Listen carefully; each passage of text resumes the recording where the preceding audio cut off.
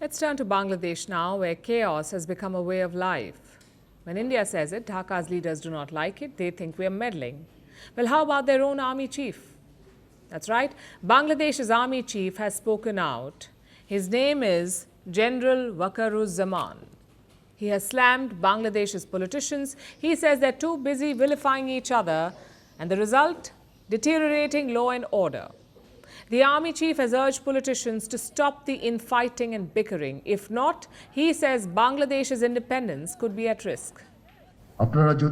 If you cannot forget your differences and work together, if you engage in mudslinging and infighting, the independence and sovereignty of this country will be at risk. I am telling you today, otherwise you will say that I did not caution you. There are a few reasons for the deteriorating law and order situation in Bangladesh.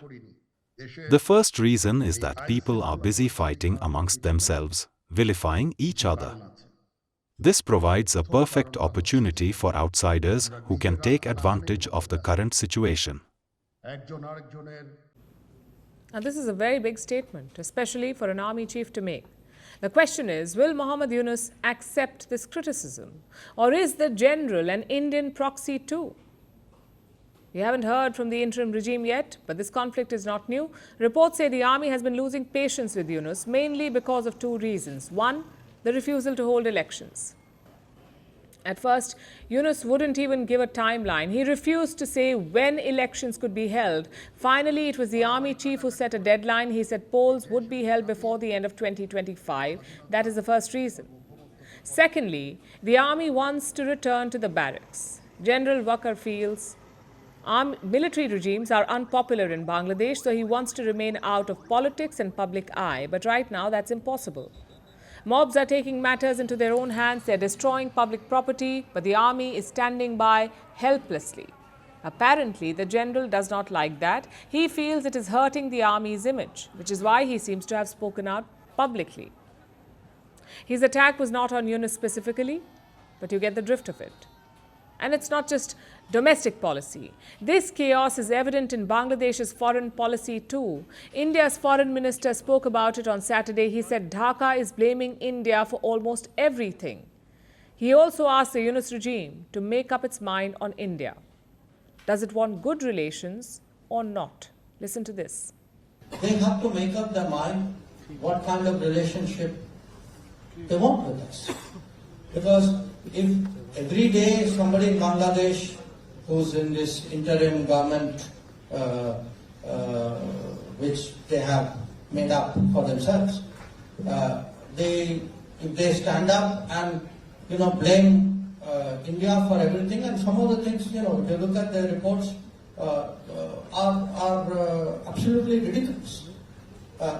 You can't, on the one hand, say, oh, I would now like to have good relations with you, but I get up every morning and blame you for everything which goes wrong.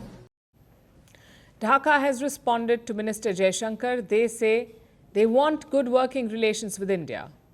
But how do you do that? Is it by attacking minorities in Bangladesh? Or by destroying symbols of the 1971 war? Or by hosting Pakistani generals, or by taking those generals to sensitive areas, or by blaming India for floods in your country, or by obsessing over Sheikh Hasina's extradition? If so, then yes, Dhaka is working to improve its ties with India. But let's be real here. Yunus is doing everything he can to antagonize India. This month he signed a deal with Pakistan. Bangladesh will be buying white rice from Pakistan. The first shipment is around 50,000 tons. It has already set off from Karachi. Again, this is very significant because Bangladesh and Pakistan never traded directly. This is their first direct trade since 1971, and it's not even a fair deal. Bangladesh was already buying white rice from Vietnam, around $474 per ton. But Dhaka is paying $499 to Pakistan. I guess this is fair trade, Yunus style. The fact is, the ball is in Bangladesh's court. India has repeatedly tried to work with the new regime, but Yunus is unable to move on. He is obsessed over the past. Even the army chief has warned him about it. Yes, his motives may be different, but the advice is not really bad. Bangladesh's leaders need to get their act together. If not, the country's future is at risk. Merci beaucoup. Hi, how are you? Very well, thank you. Thank you for being here. Namaste, Mr. President. Bharat Kelogan, Komeri Namaste. How many people generally follow you in interviews? Typically, in a month, we have viewers up to 150 million. That's more than twice the population of France. And in the last 2 years, we had 3 billion viewers. So I say, Laurent, this is your chance to be famous. You're on Firstpost. One word to describe your equation with Prime Minister Modi. Amitié.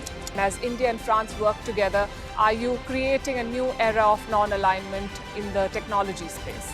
India is a training superpower. 1 million engineers a year, more than all of Europe and the US combined. So we have that partnership.